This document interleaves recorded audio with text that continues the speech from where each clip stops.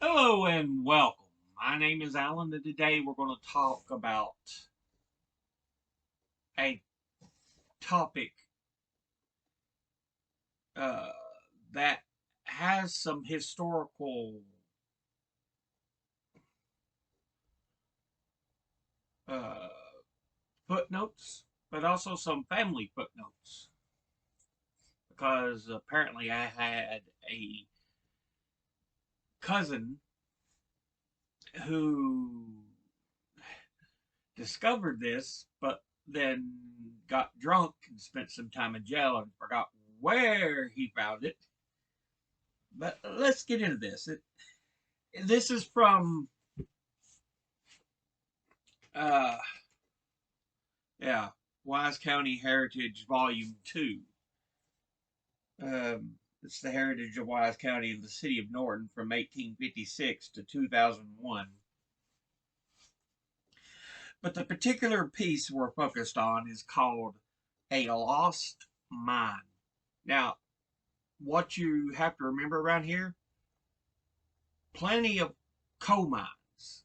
This was coal country for a long, long time. That started to dissipate. It's getting far too expensive to maintain everything on coal that we have to go deeper and deeper to find.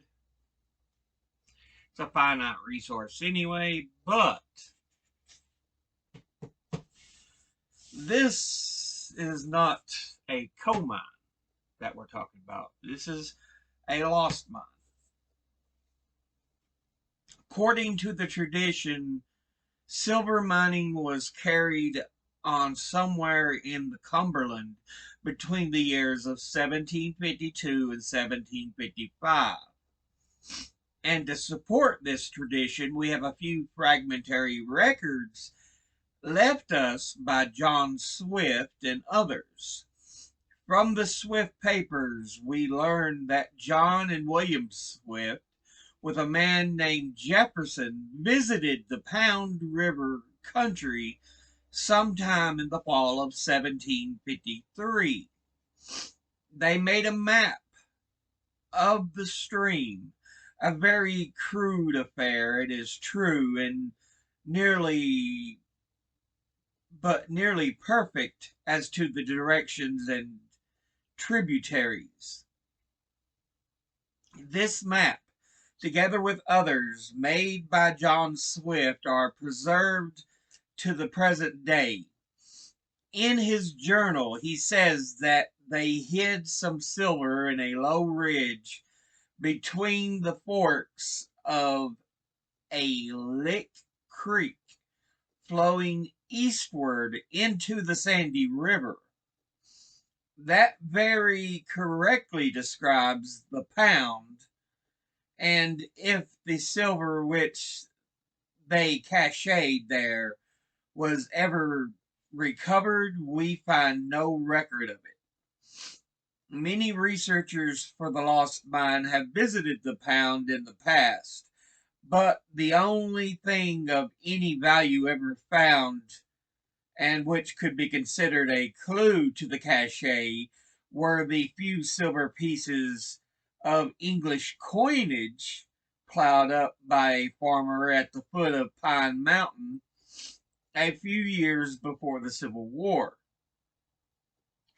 Nobody knows who discovered the vein of silver. Nobody knows why the mine was abandoned.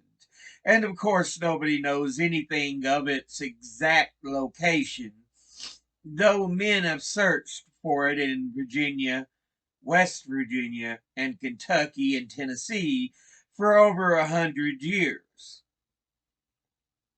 Some believe that the whole story is fiction, that the mine is a myth created by the Swifts at the time they were in this country to hide their counterfeiting operations. But be that as it may, it is a known fact that the Indians believed in its existence, and during the last 75 years, several of Several descendants of the red men who once hunted in the Cumberlands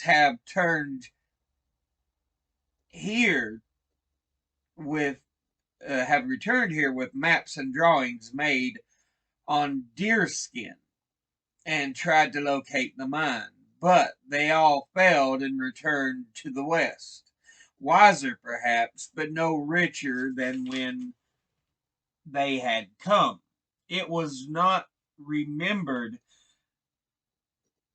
It is remembered that about 50 years ago, one old fellow giving up the quest for the lost mine, of which he had a very reliable looking map, left him by his grandfather, remarked that his people had used bullets cast from pure silver, and that the white people of the Cumberlands could shoe their horses with the same metal cheaper than they did with iron.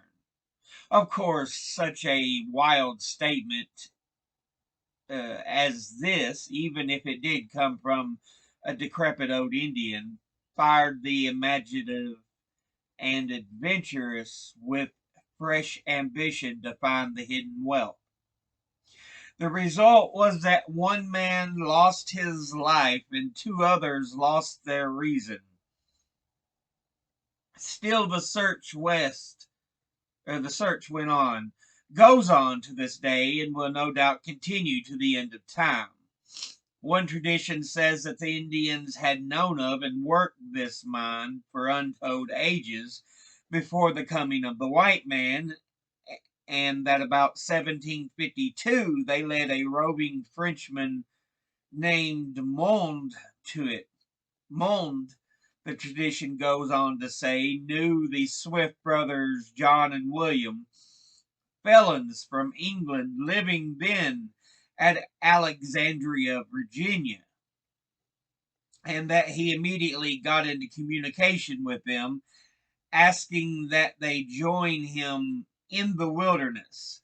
The Swifts were expert silversmiths, and Mond's proposition seemed to have appealed to them, for accompanied by the man Jefferson, another described in the journal kept by John Swift as Augustus, and probably others, they set out for the faraway western mountains.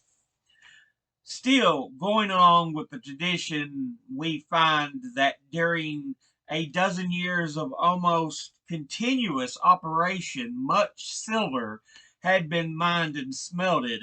The mine is described by John Swift in his journal as being in a country so rough that horses could not be brought nearer than 6 miles of the place, and that the soil was very poor, producing only scrub timber with plenty of holly along the peaks. To reach either the mine or the furnace, he says, one must pass between two large standing rocks, forming a natural gateway. The furnace was a little north of the mine and under a cliff. The mine was on the east side and near the top of a small hill shaped like a giant saddle, with the pommel turned to the east. On his last visit to the furnace, he covered the mine with two large stones, which together formed the perfect cross.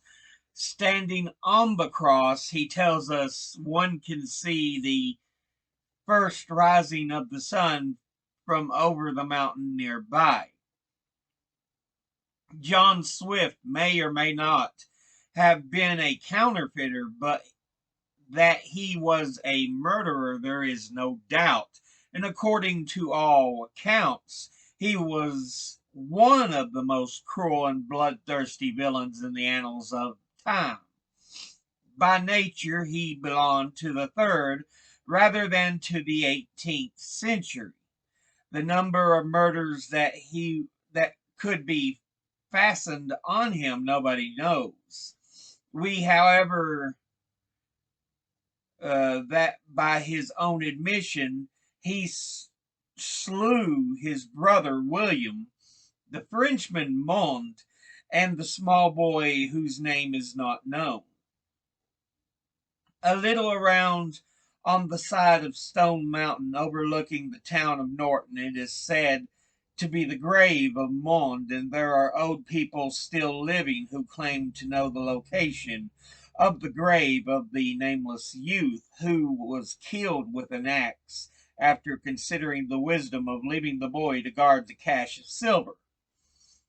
And it is also significant that the fellow Augustus carved his name on a beech tree in Kentucky in 1762, and that Jefferson did likewise the year following, after which they both mysteriously disappeared.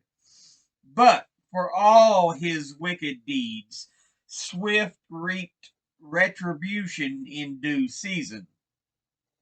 While on a visit to Alexandria, Virginia, he suddenly and without warning lost his sight and was never able to see again. Many years after, he returned to the Cumberlands and for several months was led about over the country in an effort to locate the mine and some of the caches, but all in vain. He never found either the mine or the hidden silver, and he died a few years later, a blind and poverty stricken old man. The secret of the location of the lost mine and the hidden silver was buried with him and seems forever in an unknown grave. But yeah, that's the part they have in the book about the silver mine, which the Pound Valley, the Pound River. Like I said, I live in Pound. I've lived in Pound almost all my life. I've heard tell of there's supposed to be a silver mine because, like I said, my aunt has told me several times of a family member who supposedly found the mine. He went, got drunk, a little too drunk and rowdy, ended up being tossed in jail, staying the night, and when he awoke, he could not remember where he found the mine. And of course, we've been told that he went crazy, he could not find the mine again. So like I said, it's even got a bit of family lore in it. But yeah, the lost silver mine in this area of the country. And of course,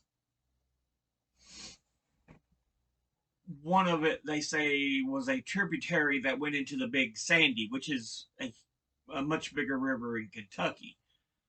That very much could fit the Pound River,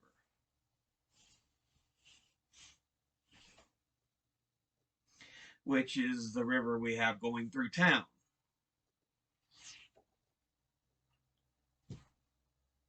But again, we have nothing but tales and, history of people talking about the lost silver mine.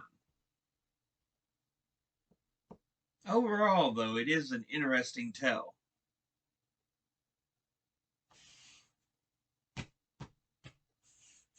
Yeah, the Swift brothers, Mond, Jefferson, the nameless boy,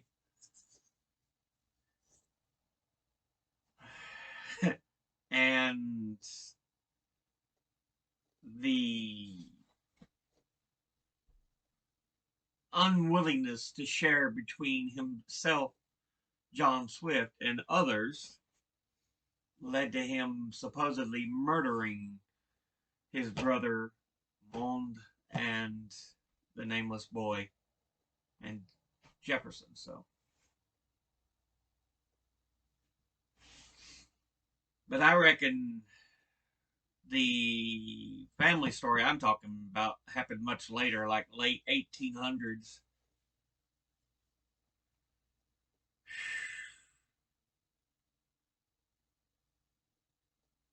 Late 1800s, early 1900s. But yeah.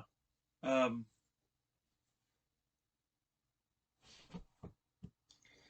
but I just wanted to talk a bit about that, the lost silver mine in the Pound Valley, the Pound Gap, as it is more commonly probably known.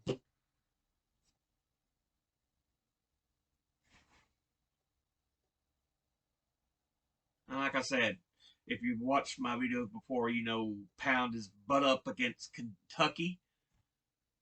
We're like literally one of the closest towns in Virginia to Kentucky.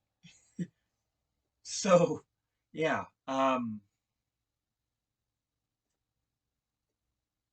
often you see a lot of vehicles from Kentucky coming through Pound. So, because working in the county, that's usually where you go through. But I'll go ahead and end this episode here. As always, educate thyself, think, read, study, learn. Someone tries to tell you something you have trouble believing, ask them to cite their sources. I'll see you all in the next episode. Until then, later.